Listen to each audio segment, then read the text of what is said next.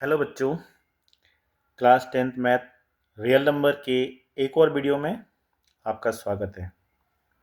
तो आज हमारा टॉपिक है LCM and HCF. LCM and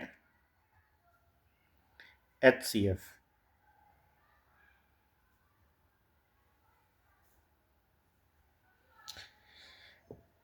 LCM, HCF.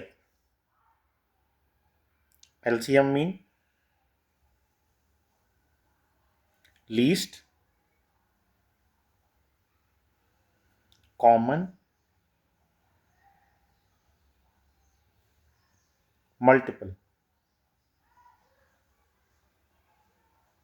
Least common multiple. And HCF means highest common factor.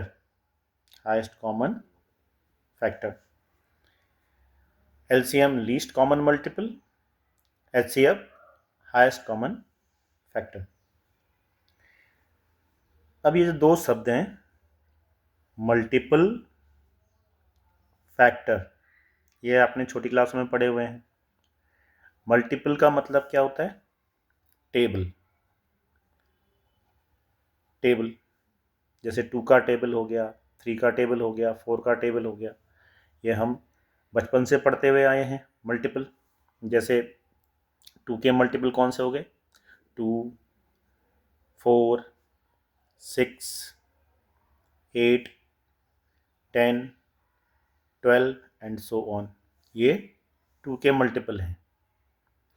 और factor यानी कि हिस्से, टुकड़े, मीन्स अगर मैं 8 के फैक्टर करूं, 8 के फैक्टर, तो मैं इसको लिख सकता हूं 2 मल्टीपल बाई 2 मल्टीपल बाई 2, या मैं इसको 2 इंटू 4 भी लिख सकता हूं, या मैं इसको 1 इंटू 8 भी लिख सकता हूं।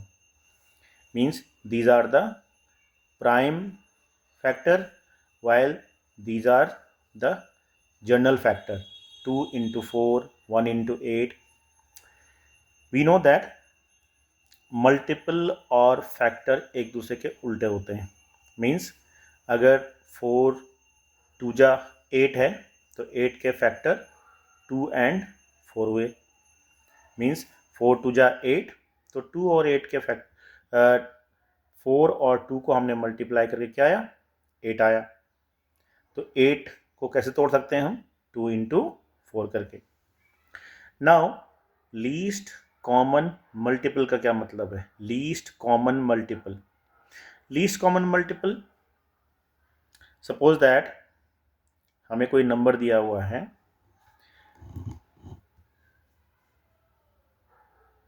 4 और 6, और कोई कहे कि इसका आप एलसीएम निकालो, 4 और 6 का एलसीएम। तो अभी डेफिनेशन से ये है LCM mean least common multiple. चलिए तो इसका मल्टीपल लिखते हैं। 4,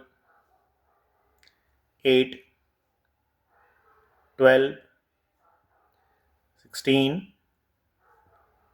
20, 24 and so on. Here we have 6, 12, 18 and 24 and so on. So least common multiple। अब बताओ कॉमन मल्टीपल कौन कौन से हुए? यहाँ पे एक मल्टीपल ये कॉमन आया दोनों में 12, और एक कॉमन मल्टीपल ये आया 24 दोनों में। लेकिन लीस्ट का मतलब होता है सबसे छोटा वाला। तो इन दोनों में से सबसे छोटा नंबर कौन सा है? 12। सो 12 इज द LCM। 12 LCM होगा। क्लियर हुआ? लीस्ट कॉमन मल्टीपल क्या हुआ? ये सारे मल्टीपल हुए।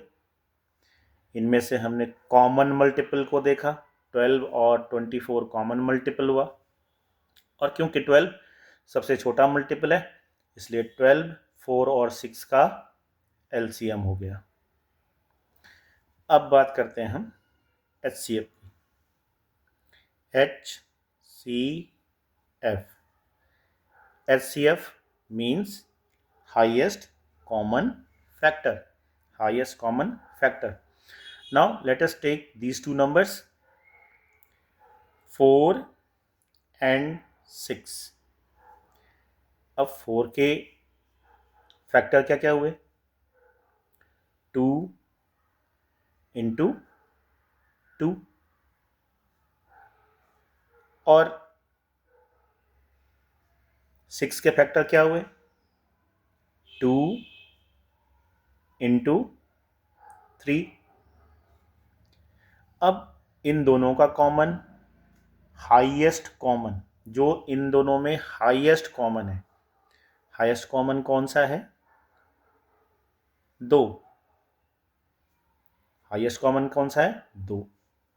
सो HCF इज 2।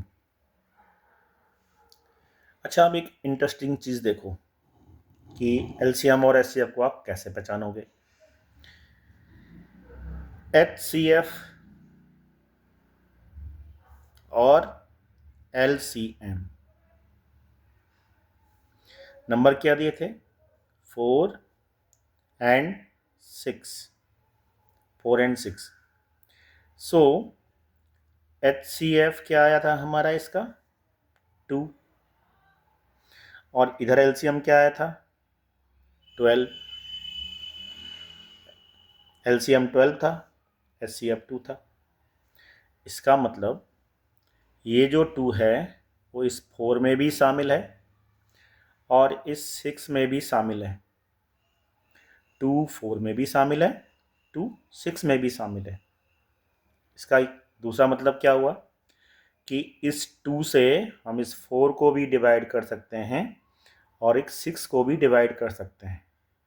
इस 2 से हम 4 को भी डिवाइड कर सकते हैं और 2 से हम 6 को भी डिवाइड कर सकते हैं। इट मीन्स HCF एक ऐसा नंबर होता है जिसको जो गिवन नंबर को क्या कर देता है, डिवाइड कर देता है। Means HCF is a number which divide the given numbers. अब एक और चीज देखो, 4 12 को भी डिवाइड कर देता है और 6 से भी 12 डिवाइड हो जाता है। मीन्स LCM एक ऐसा नंबर हुआ जो गिवन नंबर से डिवाइड हो जाए, जो गिवन नंबर से डिवाइड हो जाए। HCF ऐसा नंबर है जो गिवन नंबर को डिवाइड कर दे, और LCM एक ऐसा नंबर है जो गिवन नंबर से डिवाइड हो जाए। मीन्स 12 4 और 6 दोनों से डिवाइड होता है, वाइल HCF एक ऐसा नंबर होता है जिससे गिवन नंबर डिवाइड होते हैं। Means HCF divides given number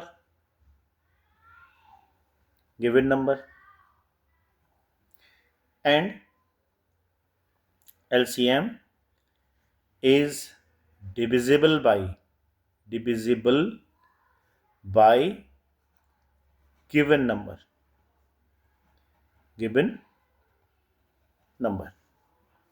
तो ये इसकी पहचान है। अगर कोई बोलेगा आपको HCF निकालना है सवाल में तो कैसे पता लगाओगे, सवाल में लिखा रहेगा कि it is divisible, it is divided given number. And LCM कैसे निकालोगे, it is divisible by some numbers. ये इसमें इंपॉर्टेंट चीज हो गई। एक और इंपॉर्टेंट चीज क्या है, देखो इस 2 को अगर मैं इससे मल्टीप्लाई करूं, 2 को 12 से मल्टीप्लाई करूं, मीन्स 2 मल्टीप्लाइड बाई 12, तो वो इन दोनों के मल्टीप्लाई के बराबर भी होगा। मीन्स कि HCF और LCM जो होगा वो गिवन नंबर के मल्टीपल के बराबर होगा। अच्छा, एक चीज़ और, ये गिवन नंबर को डिवाइड करता है, मीन्स 2 जो है वो 4 में भी शामिल है और 6 में भी शामिल है, और 4 12 में भी शामिल है, 6 12 में भी शामिल है। तो इसका तो सीधा सीधा मतलब हुआ ना कि HCF LCM का ही एक पार्ट होता है। HCF is also the part of LCM, क्योंकि भाई देखो ये गिवन नंबर के पार्ट है और गिवन नंबर LCM का पार्ट है, तो ये इसका पार्ट हुआ कि नहीं। इसका मतलब LCM के अंदर HCF ऑलरेडी प्रेजेंट होता है, LCM के अंदर HCF ऑलरेडी प्रेजेंट होता है। ये एक इंपॉर्टेंट हुआ। अब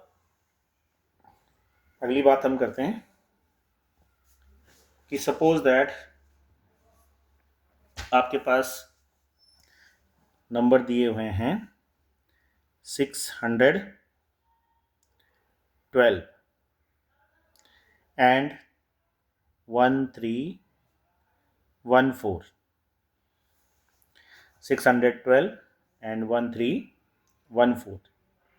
अब कोई इसको बोले कि फाइंड HCF, इसको HCF निकालो।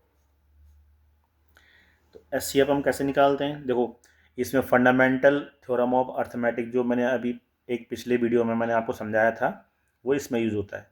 अब फंडामेंटल थ्योरम ऑफ अर्थमेटिक क्या कहती है कि every composite number can be expressed to its prime number.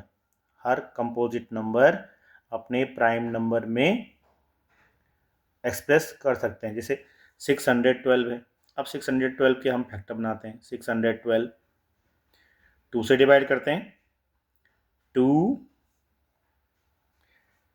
3 जा 6, 0 2 6 जा 12। अगेन हम 30 6 को डिवाइड करते हैं, 2 1 53। अगेन 153 को डिवाइड करेंगे, सो 3 51। फिर अगेन 51 को हम ब्रेक करेंगे, 3 17। इट मीन्स 612 को हम कैसे लिख सकते हैं इसके प्राइम फैक्टर में, 2 2 3 3 और 17। These are the prime factorisation of 612। अब मैं 1314 की बात करूं तो इसको फैक्टर कैसे करेंगे, 2 657, 2 6 जा 12, 1 बचा 5, 11 हो गया, 2 5 जा 10, 2 7 जा 14। अगेन मैं इसके फैक्टर बनाऊं, 3 से डालता हूं, 3 3 2 जा 3 1 जा 3 9 जा। अगेन इसके फैक्टर बनाता हूं, सो 3 से 3 7 जा एंड 3 3 जा। मीन्स अब मेरे पास क्या नंबर आए, 2 3 3 और 73। मीन्स 612 को मैं 2 multiplied by 2 multiplied by 3 multiplied by 3 multiplied by 17 लिख सकता हूँ।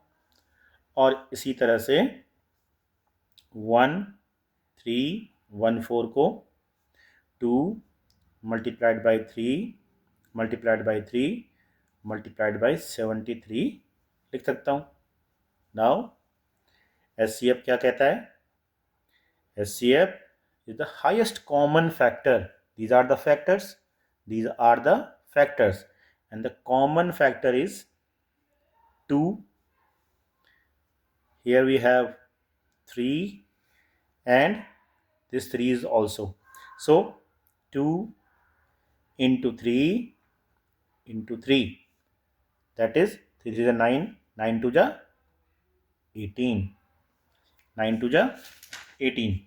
So 18 is the HCF. Now if we find LCM, अगर हमें कोई LCM निकालने को बोले तो हम क्या करेंगे, कॉमन चीज को एक बार लिखेंगे. तो ये हो गया 2, यहाँ पे अगेन दिस 2 ऑल्सो, कॉमन 3 एक बार, फिर दूसरा कॉमन, ये कॉमन 3, अगेन 17 और 73, और इसको अगर हम मल्टीप्लाई करेंगे तो मल्टीप्लाई करके क्या आएगा, 4 4 6 7 6. So this is the method of finding HCF by prime factorization method. अच्छा, एक और चीज है, अभी आपके सिलेबस में पहले यूक्लिड डिवीजन लेमा था, फिलहाल अभी नहीं है, लेकिन यूक्लिड डिवीजन लेमा भी HCF निकालने के लिए एक परफेक्ट टूल देता है. देखो बचपन से करते आए हैं ना, 2 का डिवाइड हमने अगर 13 में किया, 13 में डिवाइड किया तो क्या होता है, 2 6 12 होगा, 12, और 1 रिमाइंडर आ जाएगा. ये तो हम कई बार कर चुके हैं ना, बचपन से करते आ रहे हैं. 2 का डिवाइड 13 में किया तो 2 6 12 होगा और 1 रिमाइंडर आएगा. यूक्लिड ने भी यही कहा था, उसने कहा था कि जो ये नंबर है 13 कैसे आएगा, 13 आएगा जब मैं 2 को 6 से मल्टीप्लाई कर दूं, मतलब 2 मल्टीप्लाइड बाई 6 कर दूं और इसमें रिमाइंडर को जोड़ दूं तो मेरा ये नंबर आ जाएगा. मीन्स कि जो डिविडेंड होता है वो डिवाइजर क्वेश्चन को मल्टीप्लाई किया और उसमें रिमाइंडर को ऐड कर देते हैं. तो उसने एक फॉर्मूला दिया था, A equals to B Q plus R. ये फॉर्मूला यूक्लिड ने दिया था. एक्चुअली यूक्लिड ने जो बोला वो सिंपल डिवीजन ही तो था. आप देखो कि 2 को अगर हम 13 में डिवाइड कर रहे हैं तो 2 6 12 और 1 रिमाइंडर. तो भाई 13 कैसे मिलेगा, हम 6 को 2 से मल्टीप्लाई करेंगे तो 6 2 12 हो गया, और उसमें अगर हम रिमाइंडर जोड़ दें तो इस तरह से हमें 13 मिल जाता है. अब यही कंसेप्ट HCF में भी यूज हुआ. कैसे हुआ, मान लेते हैं कि मेरे पास एक 24 और 24 मीटर लंबा और 15 मीटर चौड़ा एक वॉल है, एक वॉल है. अब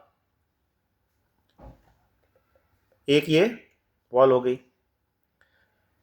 अब मेरे पास ऐसा कौन सा मेथड होगा कि मैं एग्जैक्ट, मुझे टाइलिंग लगानी है, मुझे इसको टाइलिंग करना है, मीन्स पर टाइल लगाना है, कोई वॉल है तो उस पर टाइल लगाना है.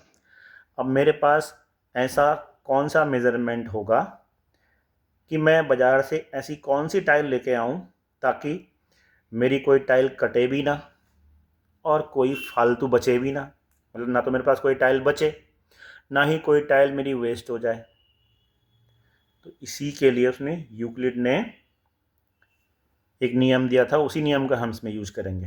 देखो सबसे पहले हम जो टाइल इसमें फिट करेंगे, मैक्सिमम टाइल कितनी बड़ी हो सकती है, स्क्वायर टाइल 15 की ना. देखो 15 इसकी क्या है, विड्थ है, तो हम 15 की टाइल इसमें लगा दें. सपोज दैट एक 15 की टाइल ही हम इसमें लगा देते हैं, तो इतना एरिया हमारा कवर अप हो गया. किससे, 15 बाई 15 की टाइल से, 15 मीटर बाई 15 मीटर की टाइल से. अब हमारे पास बच कितना गया, 24 में से 15 घटाओ तो कितना हुआ, 9. तो अब ये जो एरिया हमारा, जो ये लेंथ बची, ये 9 मीटर बची, और अभी भी हमारे पास 15 मीटर यहाँ पे. मीन्स अब जो मैं टाइल लगा सकता हूँ बचे हुए हिस्से में वो 9x9 की हो सकती है। तो अब 9x9 की टाइल लगा देता हूँ। ये टाइल कटनी नहीं चाहिए, तो मैंने यहाँ पे 9x9 की एक टाइल लगा दी। अब अगर 9x9 टाइल लगा दी, यहाँ 9 कम हो गया, तो अब ये जो लेंथ बची वो कितनी बच गई, ये वाली, ये बच गई है 6 मीटर।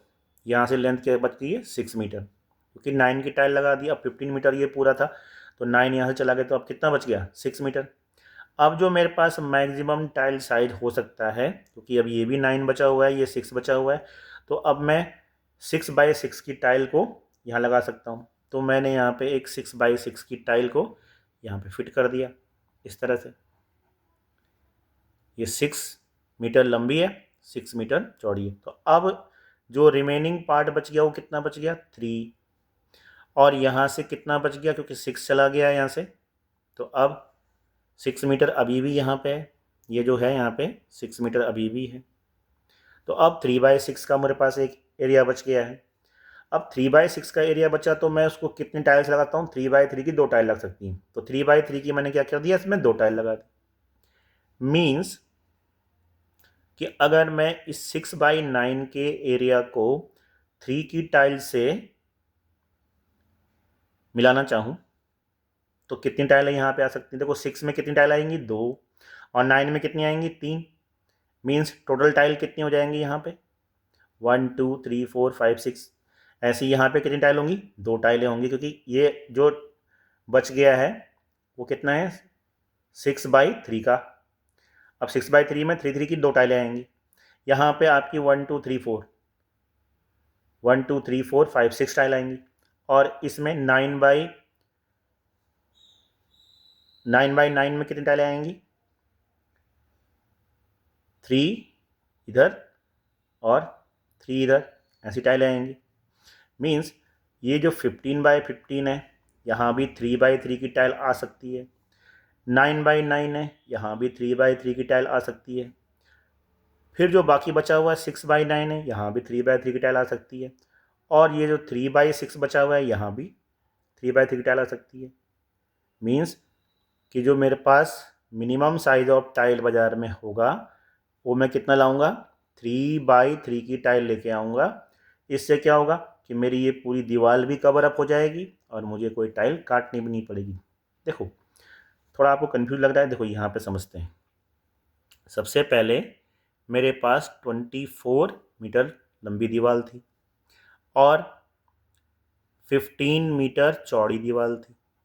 मैंने क्या किया 15 का डिवाइड 24 में किया, कितनी बार गया 1 टाइम, कितना बच गया 9। अब देखो यही रूल इसमें फॉलो हो रहा है जो अभी मैंने आपको ऊपर एक्सप्लेन किया था, ये वाला A=BQ+R।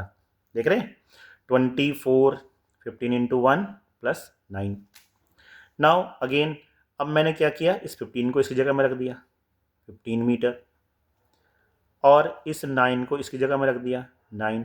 सो 9 इंटू 1, अब कितना बच गया 6 रिमाइंडर आया। अगेन मैंने इस 9 को इसकी जगह में रख दिया 9 मीटर, इक्वल टू इसको इसी जगह में रख दिया 6 मीटर। नाउ 6 इंटू 1 प्लस अब कितना बच गया 3, और अगेन अब मैं 6 को यहाँ रख दूंगा 6 मीटर, फिर मैंने यहाँ पे इसको 3 को रख दिया 3 मीटर। अब ये कितनी बार गया 3 2 जा 6, और रिमाइंडर क्या आया 0। तो इसका मतलब जो ये 3 है यही मेरा मैक्सिमम टाइल साइज होगा। यही चीज़ हम SCF को निकालने के लिए भी यूज़ करते हैं।